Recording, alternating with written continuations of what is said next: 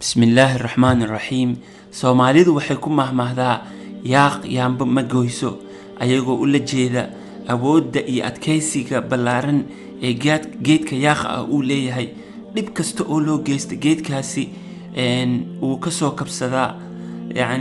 sidoo kalena wadamada leh hidaha iyo dhaqanka soo jireenka ah waxaa lagu tilmaamaa geedkaas yaaqda ah oo xooga leh. maxaa yeelay maanta runtii markii aad fiiriso dalka Soomaaliya dhibaatooyinka soo gaaray oo baaxadda weyn iyo meesha hadda ay ka joogto waxa lagu tilmaamaa geedkaas yaaqda ah oo adkeysiga ballaaran leh.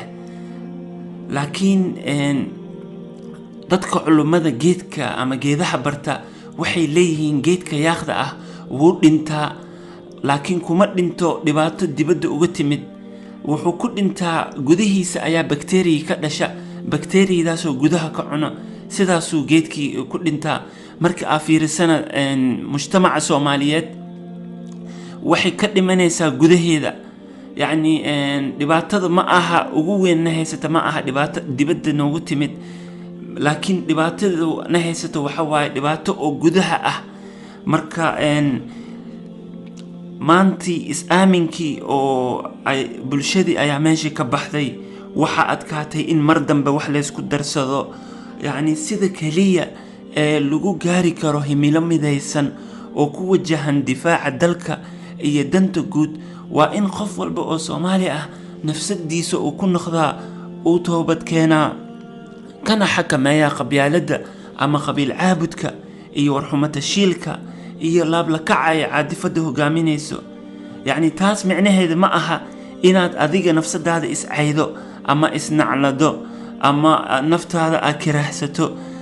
waa inaan iska ilaalinaa oo aan mujtamaca kale markaan la joogno oo aan tusnaa cizu nafsi oo nafsadeena ka Soomaali ahaan inaan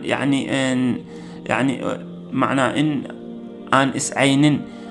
runtii dhibaatooyin badan ayaa jiro oo dadka Soomaaliyeed markay mujtamaca kale ag joogaan inay aad u caayaan dalkoodii ama dadkoodii. taasna runtii waa ayaan daro, waa khalad. maxaa yeelay waxaa hubaal ah in qofka ajaanibka ah oo ka dhageysanayo wuxuu hoosta ka leeyahay waa u jeednaa waxa xun aad tilmaamayso, adigana ayagu unbaa ka mid tahay. marka wax hadda faa'iido kuma soo kordhinayso. runtii maanta Soomaaliya magac xumo uma yaro. warbaahinta adduunka magac xumo iyo waxyaabo badan ayaana loo geliyay. marka waana khalad inaan anagii ka shacbi ahaan ugu sii darno. waa inaan taas ka hortagnaa.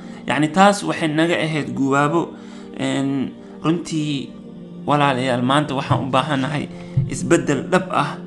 isbedelkana runtii wuxuu ka yimaadaa in maskaxda dadki ama habfakirki oo dadka inay isu bedelo dhinaca fiican.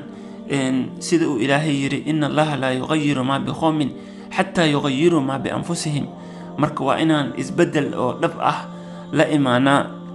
runtiina mar alla markii aan dalkeena fiirinayno ama aan ka hadlayno waxa fiican inaan ka fiirino, inaan u fiirino si koobka biyaha nus ayaa buuxa oo aanan dhihin koobka biyaha nus ayaa eber ah.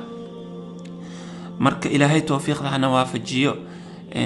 Ilaahay insha Allah ta'ala dalkeena sharaftiisa iyo karaamadiisa Ilaahay ku soo celiyo. jazaakumullahu khayr.